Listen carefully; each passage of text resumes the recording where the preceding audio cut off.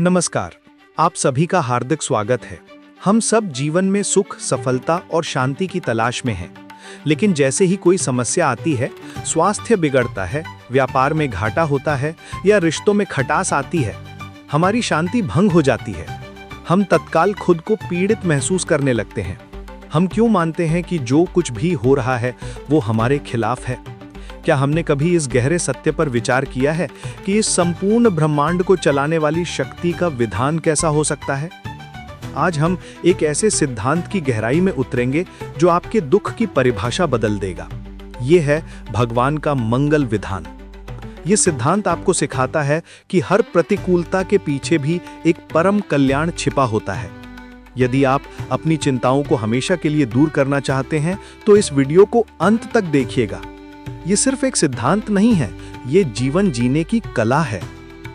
सबसे पहले हमें उस परम सत्ता के गुणों को पहचानना होगा। वो कौन है?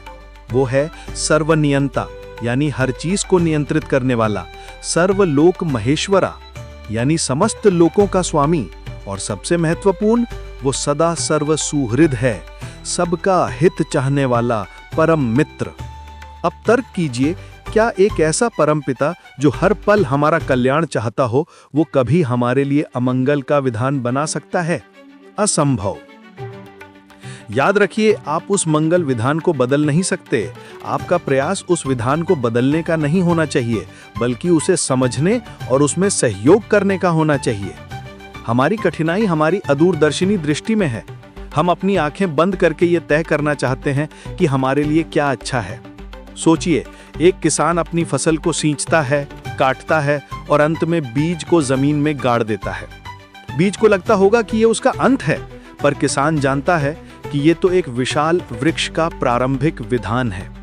ठीक वैसे ही जो चीजें आज आपको दुख या अंत लगती हैं, वे वास्तव में किसी महान आत्मिक प्रगति या नवीन कल्याण का बीज हो सकती हैं। जब हम इस सत्य को स्वीकार कर लेते हैं तो हमारा काम क्या बचता है?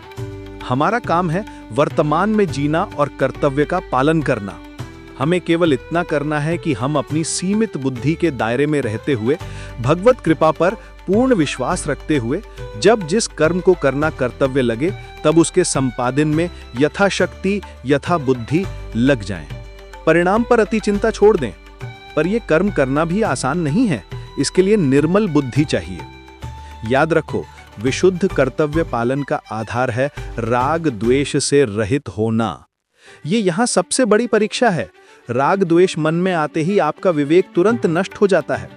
राग आपको किसी व्यक्ति या स्थिति के प्रति इतना अंधा कर देता है कि आप उसके दोष नहीं देख पाते, गुणांधता। द्वेष आपको किसी दूसरे व्यक्ति या प्रतिद्वंदी के प्रति इतना भरा रखता है कि आप उसके गुणों को भी दोष मानने लगते हैं, दोषांधता। और इसका परिणाम, यदि आप द्वेष के कारण किसी के अहित की भावना मन में ले आए तो आपका सत्कर्म भी असत उद्देश्य की पूर्ति का साधन बन जाता है। जैसे यदि आप किसी मंदिर में दान भी इसलिए कर रहे हैं ताकि आपके प्रतिद्वंदी को पता चले और उसे आपसे ईर्ष्या हो, तो ये पुण्य भी पाप बन जाता है। इसीलिए नियत की निर्मलता ही सबसे बड़ी तपस्या है। तो फिर सबसे शुद्ध कर्म क्या है? याद रखो, केवल वही व्यक्ति सही अर्थों में कर्तव्य पालन कर सकता है जो भगवान की प्रीति के लिए कर्म करता है। ऐसा कर्मयोगी की बुद्धि अव्यभिचारिणी भगवदनिष्ठ होती है। उसकी दृष्टि चारों ओर भटकती नहीं, वो केवल एक ही ध्येय पर टिकी रहती है, भगवान की परितुष्टि। वो अपने कर्मों को भगवान की अर्चना के रूप में देखता है। वो मैंने किया, अहम, और ये मेरा फल है, मम की भावना से ऊपर उठ जाता है। उसकी चिंता कर्म पूरा होने की नहीं होती, उसकी चिंता होती है निष्ठा की, विशुद्धता की। वो खुद से बार बार पूछता है, कहीं मेरे भीतर कोई सीमित स्वार्थ तो नहीं छिपा? कहीं मैं अपने कर्म से अपने अहंकार की पूजा तो नहीं कर रहा हूं?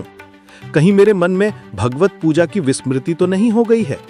वो जानता है कि यही विस्मृति और स्वार्थ ही पतन है।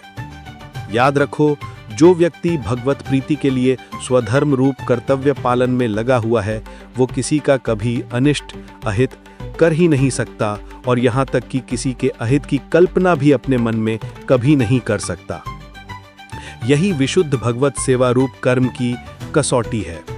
प्रेम, करुणा और मंगल की भावना का अभाव बताता है कि आपका कर्म शुद्ध नहीं रहा। यदि आप किसी के प्रति द्वेष रखते हुए कोई बड़ा यज्ञ भी करते हैं तो वो भगवत सेवा नहीं है। भगवत सेवा का अर्थ है समष्टि का मंगल चाहना। अंत में कर्म को बंधन मुक्त करने का सूत्र। आपका काम केवल भगवत पूजा रूप उचित कर्म करना होना चाहिए, ना कर्मासक्ति यानी कर्म से अत्यधिक लगाव, और ना फलासक्ति यानी फल से अत्यधिक लगाव।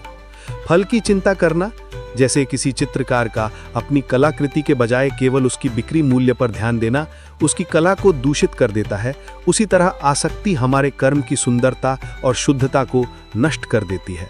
कर्म करें, अनासक्त होकर करें और शेष सब उस मंगलकारी विधान पर छोड़ दें।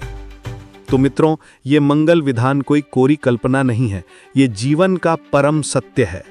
अपनी बुद्धि को निर्मल रखिए, राग द्वेष को त्यागिए और अपने हर कर्म को उस परम पिता की अर्चना मानकर कीजिए। जब आप इस निष्ठा से जीवन जिएंगे तो प्रतिकूलताएं आपको डरा नहीं पाएंगी। आप जान जाएंगे कि हर छोटी या बड़ी घटना आपके परम कल्याण की ओर ही इशारा कर रही है। यही है समता और संतोष का वास्तविक अनुभव। इसे आज से ही अपनाइए। आज का ये सिद्धांत आपके जीवन में एक बड़ा परिवर्तन ला सकता है। मैं चाहूंगा कि आप इसे सिर्फ सुने नहीं, बल्कि आज ही इसका अभ्यास करें।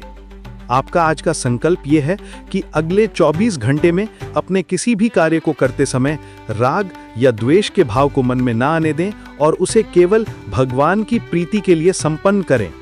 नीचे कमेंट बॉक्स में हमें मंगल विधान लिखकर बताएं। हम जानना चाहेंगे कि आप इस सिद्धांत को अपने जीवन में कैसे अनुभव कर रहे हैं। इस ज्ञान को औरों तक पहुंचाने के लिए इस वीडियो को अपने प्रियजनों के साथ शेयर करें। मिलते हैं अगले वीडियो में।